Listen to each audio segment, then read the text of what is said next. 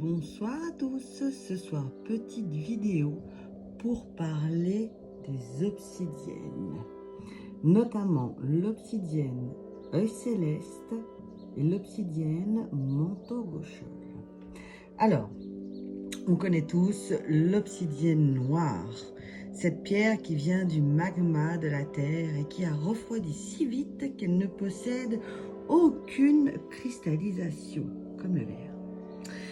Et puis, c'est une merveilleuse pierre de protection qui repousse les énergies négatives, les énergies toxiques, mais qui fait également sortir des choses négatives, d'où la nécessité de l'utiliser avec prudence.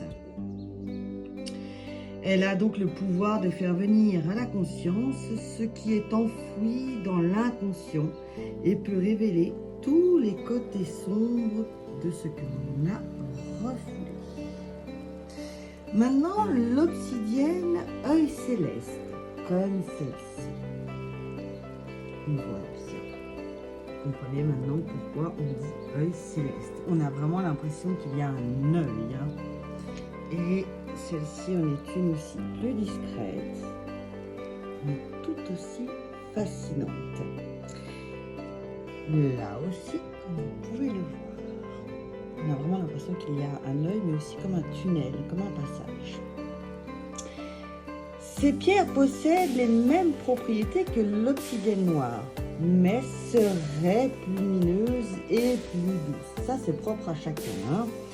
Elle repousse aussi les énergies négatives, dissout les blessures et traumatismes émotionnels et aide à traverser nos ténèbres intérieures vers la lumière. Elle libérerait également les blocages des zones sur lesquelles on la pose. Cependant, comme pour toutes les obsidiennes, il faudra tout de même être prêt à supporter l'émergence de ce qui est opposé. Concernant l'obsidienne manteau gauchol, on ne voit pas non plus d'arc-en-ciel, pierre que je ne vous ai pas présentée, qui est comme l'œil céleste. L'obsidienne manteau gauchol, elle possède aussi donc les mêmes propriétés que l'obsidienne noire, mais sera beaucoup plus puissante. Attention, là aussi, c'est propre à chacun. Si l'obsidienne œil céleste montre des irisations en ligne régulière,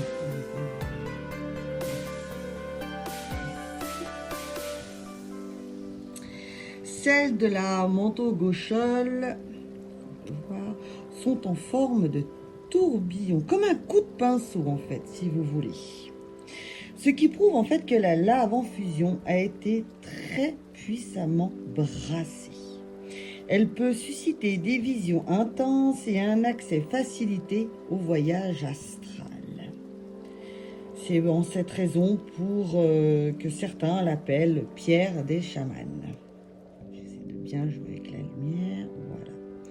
Sa puissance débloquerait le potentiel créatif et peut rééquilibrer certains désordres psychiatriques.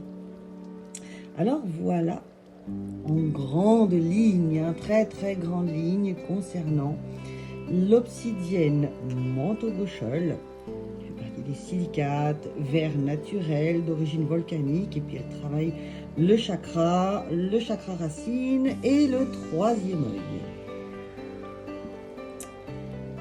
L'obsidienne œil céleste, ici aussi, et ici mon bébé.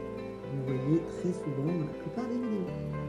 Si vous avez des questions, c'est avec un très très grand plaisir que j'y répondrai. Et puis à bientôt pour d'autres présentations de pierres. Belle soirée, à bientôt.